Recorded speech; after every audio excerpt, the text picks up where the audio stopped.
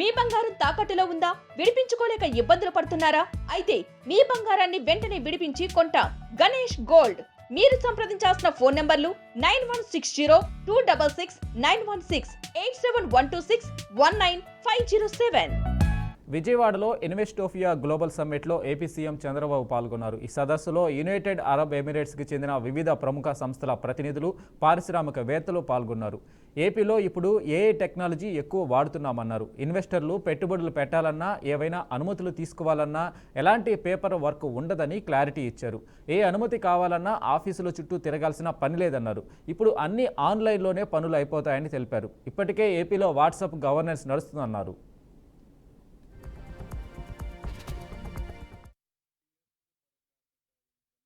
Are Indians. Among Indians, 33% are from Telugu community in my state. That is the power of public policy. Now I am talking artificial intelligence and also quantum valley, quantum computing. First time in India we are establishing quantum computing. IBM, TCS, L&T. Already we have come to an understanding. By 1st January 2026, quantum computing is going to operate from India, that is in Amaravati. I am saying, America is having Silicon Valley. India is having Quantum Valley, that is in Amaravati. So you can imagine now technology, how we are going to use it in all walks of life. Today, all of you are here. I can say one thing, my government totally is online. WhatsApp governance. Around 5.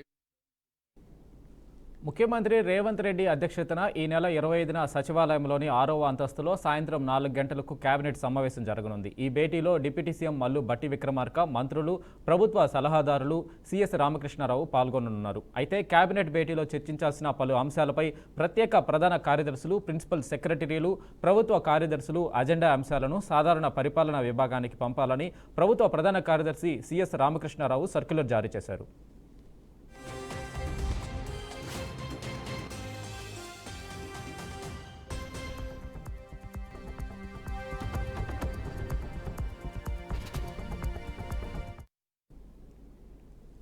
తెలంగాణలో ప్రస్తుతం కాంగ్రెస్ గోండాల రాజ్యం కొనసాగుతుందని మండిపడ్డారు మాజీ మంత్రి కేటీఆర్. ఈ రాష్ట్రాన్ని కాంగ్రెస్ గోండాలు, కార్యకర్తలు నడుపుతున్నారన్నారు. మల్కాజ్గిరిలో 2 కాంగ్రెస్ గోండాలు ట్రాఫిక్కి అంతరాయం కల్పించి కారు బ్యానెట్ మీద కూర్చొని లోకల్ సీఐని ఇక్కడికి రా అంటూ పిలవడం ఏంటని మెదక్ ఎమ్మెల్యే మైనంపల్లి రోహిత్ను ఉద్దేశించి విమర్శించారు. బాల్కొండలో కాంగ్రెస్ నాయకులు పోలీస్ స్టేషన్లోనే ప్రెస్ మీట్ పెట్టడం విచిత్రమన్నారు. రేపు తెలంగాణలో స్థానిక సంస్థల ఎన్నికల్లో గులాబీ జెండా ఎగరవేస్తే వీళ్ళు అందరూ మీ ఇళ్ల ముందు క్యూ కడతారన్నారు. చూసిన బాల్కొండలో పోలీసు వాళ్ళు పోలీస్ స్టేషన్లో కాంగ్రెస్ పార్టీలో ప్రెస్ మీటింగ్ పెట్టించారు. ఏం చేయాలి మనం? పోలీస్ స్టేషన్ లోపల కాంగ్రెస్ వాడు ప్రెస్ మీట్ పెట్టిండు. నేను డీజీపీ గారికి చెప్పిన, సపరేట్గా వాళ్ళకి ఆయన యూనిఫామ్ ఇచ్చి వాళ్ళని నడుపుకోమని రాదు, ఎందుకు మీ పోలీసు వాళ్ళని నేను చెప్పిన. నిజం కాదా? ఒక గంత ఇజ్జత్ తక్కువ వ్యవహారం నడుస్తూ ఉంది ఇలా రాష్ట్రంలో. ఎవరు ఏమనుకున్నా ఇది వాస్తవం. మల్కాజ్గిరిలో ఇంకా ఘోరం. 2 గుండగాళ్ళు వచ్చి రోడ్డు మీద గంట సేపు ట్రాఫిక్ జామ్ చేస్తే ట్రాఫిక్ పోలీసు వాడు ఏం చేస్తుండు, వాడు లోకల్ సిఐ ఏం చేస్తుండు, ఆ లోకల్ సిఐని ఆ గుండగాడు బానెట్ మీద కూర్చొని ఇక్కడ రా, వాన్ సంగతి చూడు, వీని సంగతి చూడంటే ఈ రాష్ట్రం ఎవరు నడుపుతున్నారు? కొంతమంది గూండాలు, కాంగ్రెస్ కార్యకర్తలు నడుపుతా ఉన్నారా? ఇంత హీనంగా ప్రవర్తిస్తారా? అందుకే వీళ్ళందరికీ ఒక్కటే మందు, సర్వరోగ నివారణ ఏంటిది? జిందా తెలిస్మాత్. గట్లనే మీరు రేపు లోకల్ బాడీ ఎన్నికల్లో గులాబీ జెండా ఎగిరేస్తే వీళ్ళందరూ లైన్ కట్టి ఆనంద్ ఇంటికాడ, మీ ఇంటికాడ నిలబడకపోతే నన్ను పట్టుకోండి. గట్టిగా మీరు గట్టిగా తలుసుకొని జెడ్పీటీసీలు, ఎంపీటీసీలు కొట్టండి. 100% నేను చెప్తున్నా. అరే రాష్ట్రంలో గాలి మళ్ళీందిరాబాయ్, సపరేట్గా మనం కూడా తోవ పట్టవలసిందే. కేసీఆర్ గారు మళ్ళీ తిరిగి అయితేనే ఉన్నాడు ముఖ్యమంత్రి. సపరేట్గా మనం కూడా మంచిగా మెసలకుండా ఉంటే మంచిది.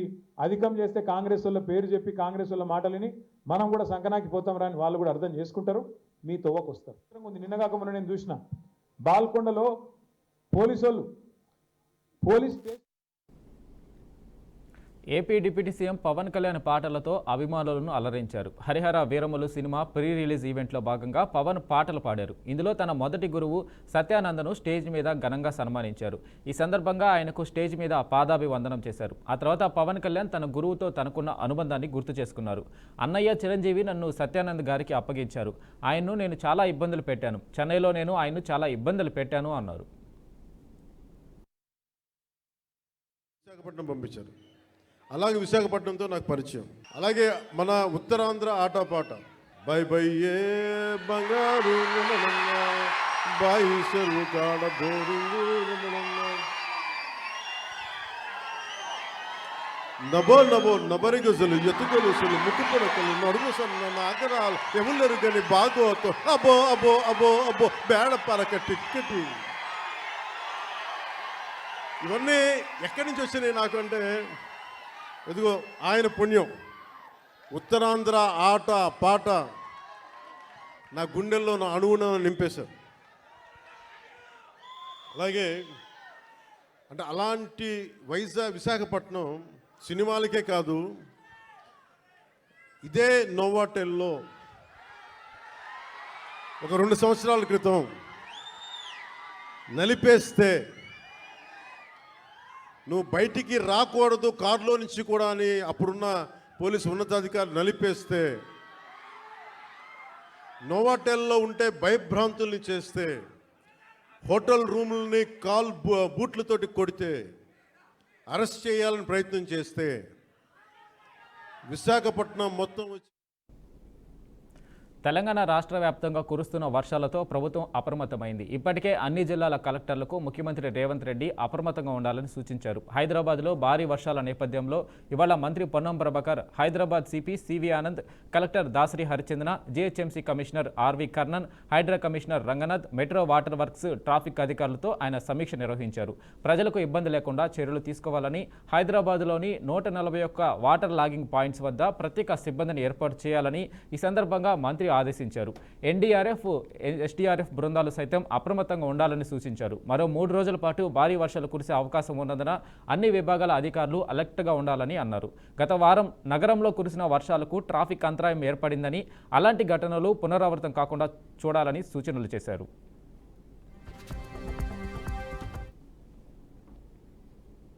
ఎమ్మెల్యే మాధవిరెడ్డిపై మాజీ డిప్యూటీ సీఎం అంజాద్ బాషా ఘాటు వ్యాఖ్యలు చేశారు. మాధవిరెడ్డి అండదండలతోనే ఆమె ముఖ్య అనుచరుడు తిరుమలేష్ అవినీతి అరాచకాలకు పాల్పడ్డాడని ఆరోపించారు.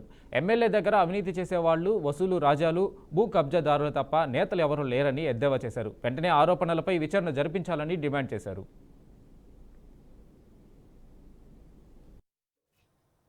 తిరుమలేష్ అనే వ్యక్తి అసలు అతను ఎన్ని పార్టీలు మారారో ఒకసారి ప్రజలందరూ కూడా ఆలోచన చేయాలి. ఎక్కడైతే అధికారం ఉంటుందో మరి ఆ అధికారం నుండి మరి ఆ ముసుగులో ఏదైతే యాజమాన్యాలు ఉంటాయో, కాలేజ్ విద్యా సంస్థల యాజమాన్యాల కాడ పీడించి డబ్బులు వసూలు చేసే వ్యక్తి. గతంలో కూడా మా స్టూడెంట్స్ విభాగం జిల్లా అధ్యక్షుడు కూడా ప్రెస్ మీట్ పెట్టి చెప్పడం జరిగింది. ఈ రకంగా అన్ని కాలేజెస్లో కూడా మరి ఈ రకంగా డబ్బులు వసూలు చేస్తున్నాడని చెప్పి కూడా మరి ఆరోపణ కూడా చేయడం జరిగింది. వైసీపీ నేతలను టార్గెట్ చేసి కూటమి ప్రభుత్వం వేధిస్తుందని మాజీ మంత్రి పెద్దిరెడ్డి రామచంద్రారెడ్డి ఆరోపించారు. రాజమండ్రి సెంట్రల్ జైలుకు పెద్దిరెడ్డి వెళ్లారు. రిమాండ్లో ఉన్న కుమారుడు మిథున్ రెడ్డితో ములాఖత్ అయ్యారు. పెద్దిరెడ్డి రాకతో సెంట్రల్ జైలుకు వైసీపీ కార్యకర్తలు భారీగా చేరుకున్నారు. ఏపీలో తాలిబాన్ల పాలన నడుస్తుందని మాజీ మంత్రి ఫైర్ అయ్యారు. ప్రజాప్రతినిధులకు ఇవ్వాల్సిన గౌరవం ఇవ్వడం లేదని మండిపడ్డారు.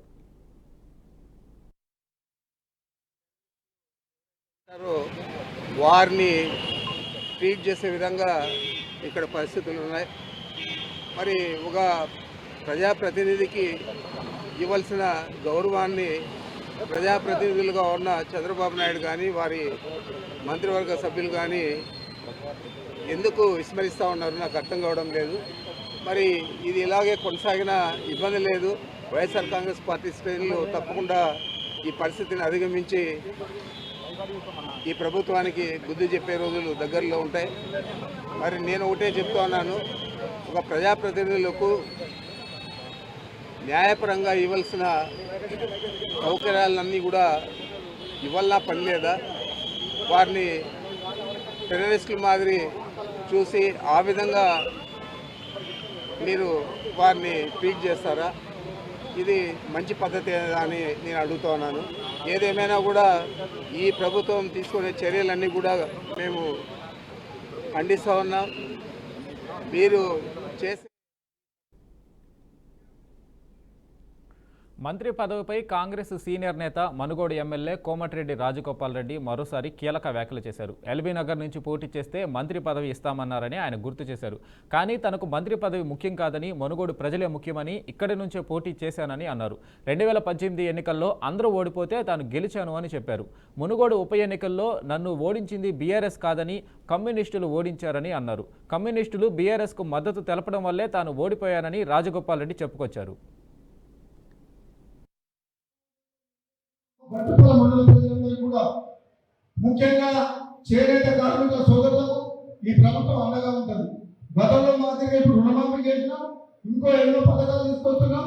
గట్టుపల్లిలో చేనేత కార్మికులకు ఒక కుటుంబ సభ్యులుగా ఉండి మిమ్మల్ని అందరినీ కాపాడుకునే బాధ్యత నాది. చేనేత కార్మికుల కష్టాలు తెలిసిన వ్యక్తిగా నా సపోర్ట్ ఎప్పుడు ఉంటుందని చెప్తున్నాం. అదేవిధంగా ఈ మండలంలో రోడ్లు కానీ కరెంట్ కానీ ఏ సమస్యలు మనం రాబోయే రోజుల్లో మన ప్రభుత్వం ఉంది కాబట్టి డెవలప్ చేస్తామని చెప్తున్నా. మీ ఆశీర్వాదం కూడా కాంగ్రెస్ పార్టీకి ఉండాలి.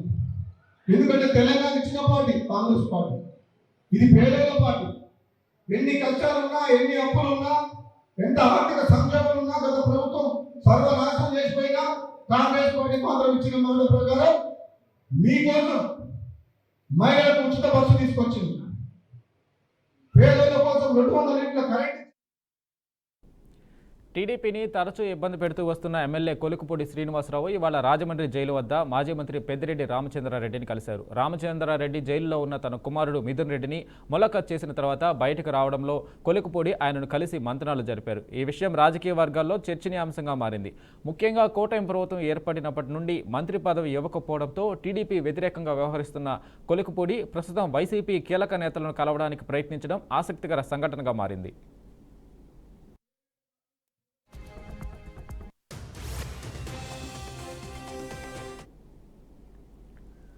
నెల్లూరు డీఆర్సీ సమావేశం రచ్చరచ్చగా మారింది. కరేడు భూములపై చర్చ సందర్భంగా MLC Tomati versus MLA Somireddy Chandramohan Reddy మధ్య మాటల యుద్ధం నడిచింది. కరేడు భూసేకరణపై వివరణ ఇవ్వాలని ఎమ్మెల్సీ తోమాటి డిమాండ్ చేశారు.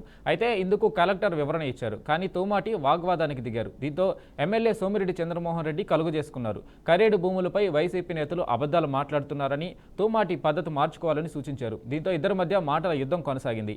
అధికార పార్టీ ఎమ్మెల్యేలు, మంత్రుల జోక్యంతో సమావేశాన్ని వైసీపీ ఎమ్మెల్సీ బహిష్కరించారు.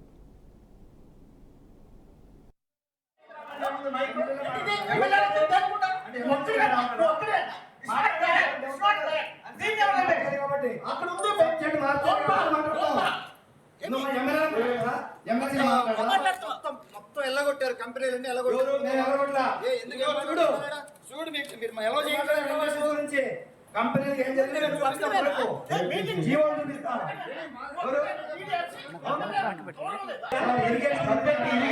మాట్లాడుతున్నారు, ఇరిగేషన్ అనేది మంత్రి గారు చెప్తున్నారు, మీరు మధ్య మాట్లాడతారు. ఇరిగేషన్ అనేది మాట్లాడుతున్నారు కాబట్టి మాట్లాడుతున్నా. ఏంటది పద్ధతి లేదా? ఇదేం బీఆర్సీ సమాజం అనుకున్నారా, లేకపోతే ఇంకేమైనా మార్కెట్ అనుకున్నారా? అంతేగాని మీ మాత్రం ఎటమాటంగా ఎట్టంగా మాట్లాడాలి. ఏం మాట్లాడతావు? బాపట్ల జిల్లా సంతమాగులూరు మండలం పాతమాగులూరులో జంట హత్యలు కలకలం రేపాయి. పాతమాగులూరులోని ఓ రియల్ ఎస్టేట్ వెంచర్లో తండ్రి కుమారుడి మృతదేహాలను పోలీసులు గుర్తించారు. బెంగళూరుకు చెందిన కె వీరాస్వామిరెడ్డి, అతని కుమారుడు కెవి ప్రసాద్ రెడ్డి నిన్న సాయంత్రం కోర్టు పని మీద పల్నాడు జిల్లా నరసరావుపేటకు వచ్చారు. ఇవాళ ఉదయం నరసరావుపేట కోర్టుకు బయలుదేరుతున్న క్రమంలో 2 వాహనాల్లో వచ్చిన 6 వ్యక్తులు తండ్రి కుమారుడిని కిడ్నాప్ చేశారు. అక్కడ నుంచి పాతమాగులూరులోని ఓ రియల్ ఎస్టేట్ వెంచర్లోకి తీసుకెళ్లి ఇద్దరిని హత్య చేసి పరారయ్యారు. రియల్ ఎస్టేట్ వ్యాపారుల మధ్య విభేదాలే హత్యలకు కారణమని పోలీసులు ప్రాథమికంగా నిర్ధారించారు. రియల్ ఎస్టేట్ వ్యాపారి మాధవరెడ్డి ఇద్దరిని హత్య చేయించినట్లు పోలీసులు అనుమానిస్తున్నారు. నిందితుల కోసం పోలీసులు గాలింపు చర్యలు చేపట్టారు. ప్రశాంత్ రెడ్డి, కేవి అండ్ వీరస్వామి రెడ్డి ఇద్దరు వచ్చినాము సార్ ఇక్కడికి. ప్రశాంత్ రెడ్డి, కేవి అండ్ వీరస్వామి రెడ్డి అందరిది బెంగళూరు సార్, వైట్ ఫీల్డ్. ఇక్కడికి వస్తే సార్ ఇక్కడ వచ్చి నైట్ దినేష్ గ్రాండ్లో వచ్చేసినాం సార్. ఓకే, అకామిడేషన్ తీసుకున్నాం సార్. అది తీసుకున్న వెంటనే పొద్దున్నే దేవస్థానానికి పోయి ఇక్కడ పోయి హోటల్లో టిఫిన్ చేస్తామని శ్రీనిధి హోటల్కి పోతే శ్రీనిధి హోటల్ నుంచి అవుట్ వచ్చిన తక్షణ వాళ్ళు ఎవరో ఒక 6 జనం సార్, ఒక 6 మెంబర్స్ వాళ్ళ కార్లో black colour Scorpio TG 08K2345 అనే కార్లో వచ్చి మా 2 క్లయింట్స్ను బలవంతంగా దాంతో వేసుకుని పిలుచుకుపోయినారు సార్. ఇదంతా మేము షౌట్ చేస్తే అక్కడ పోలీసు వాళ్ళంతా ఇన్ఫార్మ్ చేస్తే కార్లు కూడా తప్పించుకుని వాళ్ళు ముందుకు పోయినారంట సార్. దాకా పారిపోయారు సార్. వివాదాస్పద HCU కంచె గచ్చబౌలి కేసు విచారణలో భాగంగా అధికారులకు సుప్రీంకోర్టు మరోసారి హెచ్చరికలు జారీ చేసింది.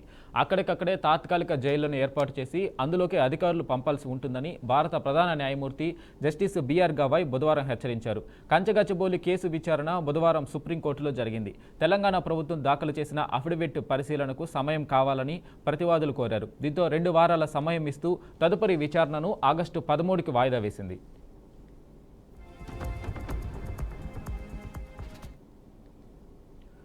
తాను చంద్రబాబుకు విధేయుడిని అని ఆయన కూర్చోమంటే కూర్చుంటా, లేవమంటే లేస్తా అని జేసీ ప్రభాకర్ రెడ్డి అన్నారు. ఆయన విజన్ ఉన్న నాయకుడు కాబట్టే ఫాలో అవుతున్నానని తెలిపారు.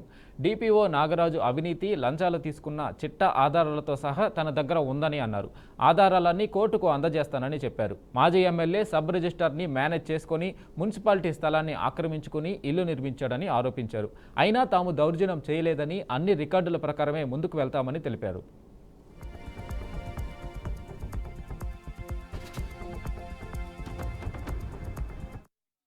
కర్నూలు జిల్లాలో వివిధ మండలాల్లో ఎంపీడీఓగా పనిచేస్తూ అర్హత లేకపోయినా అప్పటి వైఎస్ఆర్ ప్రభుత్వంలో అక్రమంగా పదోన్నతిగా DPOగా ప్రమోషన్ తెచ్చుకున్నారు. కర్నూలు జిల్లాలో దాదాపు 3 సంవత్సరాలు DPOగా పనిచేసి ఎన్నో అక్రమాలకు పడిపడినారు. వస్తాయి, మళ్ళీ పెడతా మీటింగ్ మాట్లాడతారు. కర్నూలు జిల్లా అనాథరికార లేఅవుట్లకు ఇతను పితామహుడు. ప్రభుత్వానికి ఎలాంటి రుసుము చెల్లించకుండా ల్యాండ్ కన్వర్షన్ లేకుండా 3 ఎకరాలే రాజకీయ లాలూచి పడి హైదరాబాద్లో 9 మంది డ్రగ్స్ పెడ్లర్లు అరెస్ట్ అయ్యారు. నిందితుల వద్ద నుండి భారీగా డ్రగ్స్ స్వాధీనం చేసుకున్నారు. నిందితుల్లో పలువురు విదేశీయులు సైతం ఉండగా ఒక సాఫ్ట్వేర్ ఉద్యోగి ఉన్నట్లు పోలీసులు తెలిపారు. నిందితుల్లో 7 నైజీరియన్లు కాగా మిగిలిన 2 భారతీయులుగా గుర్తించారు. ఈ కేసుకు సంబంధించిన వివరాలు సిపి సివి ఆనంద్ వెల్లడించారు. డ్రగ్స్ను అనేక పేర్లతో అమ్ముతున్నట్లు గుర్తించారు. అంతేకాకుండా వారి వద్ద నుండి మారణాయుధాలు, 8 మొబైల్ ఫోన్లను సైతం పోలీసులు స్వాధీనం చేసుకున్నారు. 4 నగరాల్లో అతను తిరుగుతున్నాడు. ఎటువంటి జాడ మనకు తెలియట్లేదు. అతని మిత్రుడు కూడా ఈడు పాస్పోర్ట్ వీసా అతనిది కూడా ఎక్స్పైర్ అయిపోయి ఉంది. Both are illegally staying in India. So దీంట్లో ఏంటంటే మాకు ఇప్పుడు ఒక పెద్ద సందేహం మరియు ఒక గందరగోళ పరిస్థితి ఏర్పడింది. ఈ foreigners, especially Africans and Nigerians ఎవరైతే ఈ నార్కోటిక్స్ సప్లైలో ఇన్వాల్వ్ అయి ఉన్నారో వారిని మేము అరెస్ట్ చేసి పంపిస్తే మళ్ళీ కొన్ని రోజుల తర్వాత వారు బెయిల్ పైన వచ్చేస్తున్నారు. బెయిల్ పైన వచ్చిన తర్వాత ఎక్కడ వెళ్తున్నారో ఏంటో ఈ విశాలమైన దేశంలో ఎక్కడ మాయమైపోతున్నారో అర్థం కావడం లేదు. ఆ కేసెస్ ఏవైతే ఉన్నాయో అవి ట్రయల్కి వచ్చిన సందర్భంలో వీరు ఎవరు కూడా హాజరు కావడం లేదు. NBW ఇచ్చినా ఎవరిపైన ఇష్యూ చేయాలి ప్రముఖ నటుడు రానా దగ్గుబాటికి ఎన్ఫోర్స్మెంట్ డైరెక్టరేట్ మరోసారి నోటీసులు జారీ చేసింది. బెట్టింగ్ యాప్స్ కేసులో రానా ఇప్పటికే విచారణను ఎదుర్కొంటున్నారు. ఈ కేసులో విచారణకి ఆయన ఆగస్టు 11న విచారణకు హాజరు కావాలని ఈడీ ఆదేశించింది. ఈ రోజు ఎదుట హాజరు కావాల్సి ఉన్నప్పటికీ రానా సమయం కోరడంతో మరోసారి నోటీసులు జారీ అయ్యాయి. బెట్టింగ్ యాప్స్తో సంబంధం ఉన్న ఆర్థిక లావాదేవీలపై ఈడీ దర్యాప్తు చేస్తుంది.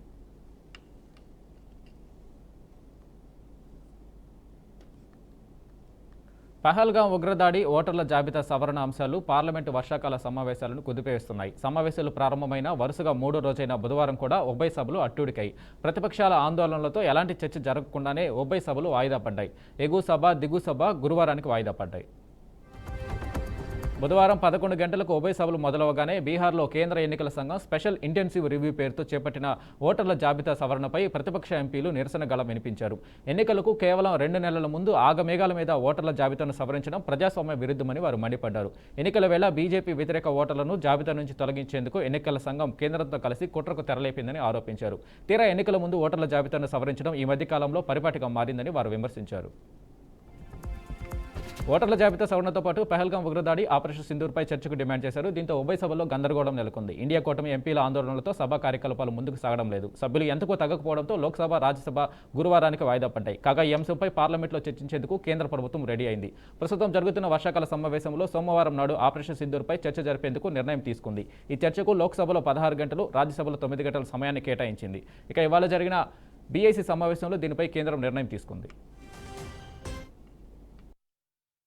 अपनी अपनी सीट पर जाएं, बैठें और किसानों के महत्वपूर्ण मुद्दों पर चर्चा करें ताकि हम देश के किसान के कल्याण के विषय पर व्यापक चर्चा सदन में कर सकें। माननीय सदस्यगण, ये सदन चर्चा संवाद के लिए, नारेबाजी के लिए नहीं है।